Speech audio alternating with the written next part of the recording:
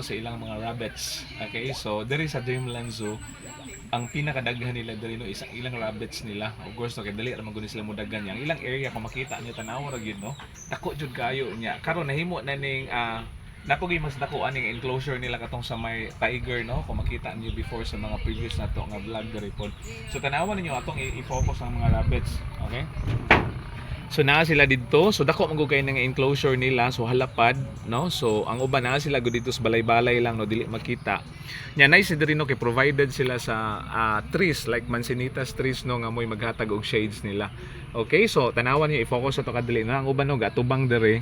No, so ubay-ubay ni nga mga rabbits na diri, okay? So kung makita na to no, ang mga rabbits sila diri karon is sa update na to no for today nakita ninyo no nga kuan gyud sila kanang atimado sila. Okay, so chance gan ini timing ni karon nga feeding time nila. Okay, so munang napakita pud nato ninyo no.